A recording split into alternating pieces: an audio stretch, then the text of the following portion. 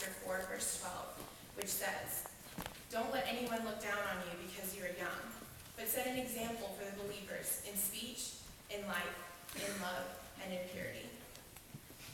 This church is largely responsible for the relationship that I have with Jesus Christ. Growing up within these walls has taught me to have confidence in every aspect of my life, but most importantly, in my faith. In 4th grade, my parents noticed a flyer for a Methodist summer camp called Camp Rockfish near Fayetteville. They signed me up for 1 week, and that was it. I was an obsessed camper, claiming that each time was the best week of my life. And now, 8 years later, I've spent the last 2 summers away from home working as a full-time counselor there. For my final year here at FUMC, my close friend Jonathan Marlette and I are leaders of an amazing MYF small group for 9th and 10th graders. And this opportunity has really enriched my confidence in Christ that I'm looking forward to taking back with me to camp this summer. Church is what has encouraged me throughout each school year to maintain my relationship with the big man between summers, and I'm eternally grateful to the youth program and the adults at this church that have given me the tools to be the best camp counselor that I can be. I think we could all agree that confidence is a big deal. It's part of our everyday lives. You can observe if someone is confident just based on how they walk or dress, or if they make eye contact when speaking to you. These implications frequently, without knowing it, help you form your initial impression of that person. And that first judgment you make will affect your entire relationship with them. I have learned a significant lesson about initial judgments from a camper this past summer who I'd like to tell you about.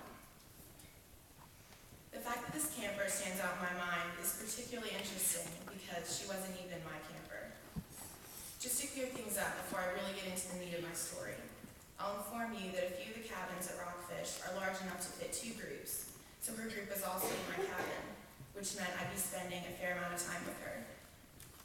Her name was Adele, and her "I'm 16, so the rules you give me are really only suggestions" kind of attitude, and her "I'm way too cool to be running around singing silly camp songs with you losers" mindset were completely noticeable from the moment she walked in the cabin. Her ripped up jeans and hat cocked to the side implied that she was also plenty confident. I'm not quite sure that I can say I've ever been scared of a camper before, but my first impression of Adele was pretty intimidating. I sat on my bed in the corner and rolled my eyes and mumbled something like, "Great, this is gonna be awesome." Adele wasted no time dropping down on my popularity list. Tuesday, just a couple days after the session had begun, I experienced an anger with her that was far beyond any earlier frustrations with other campers. That morning in the dining hall, my friend came up to me, looking concerned, and said, "You know that camper Adele? Well, last night I found her and your camper Ashton in a shower stall, claiming they were looking for a bracelet." When I obviously didn't buy that, I snooped around later in the bathroom and found a still hot cigarette in that stall. This is serious, Paige, and even though Ashton didn't do anything, she was still involved. The first thing that came to my mind was, oh no, she did it. All right, that may not have been exactly what I was thinking, but I was absolutely livid. I was so furious and beyond disappointed that anyone would try to drag down one of my girls, who was only 13.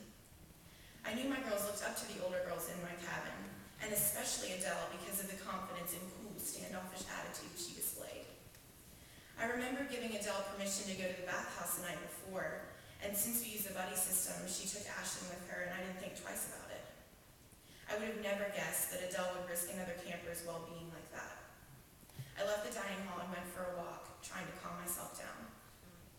Before I knew it, I was praying. I was praying that the Lord would show me what to do about both Adele and Ashton. Our camp director was already talking with Adele and explaining that if she didn't want to be sent home, she needed to follow the rules. Ashton wasn't in trouble, but I wanted to keep her and all my other girls away from hanging out with Adele anymore. Although I wanted Adele to be gone within the hour, I knew that was no way to show her the unconditional love of Christ.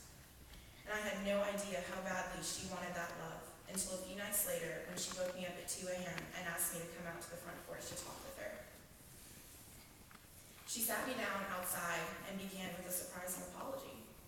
She apologized for jeopardizing Ashton's health and safety. Then she launched into her story about her father being the only person she can trust, and how her mother had abandoned them but still wanted a sporadic relationship with Adele, but how Adele didn't want to be involved with a drug addict like her mother. And she continued with her heartbreaking story.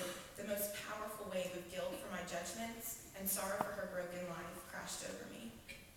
I said a few things, although I was virtually speechless, but mostly I listened in disbelief as she explained that she knew I had something she couldn't describe, that she lacked.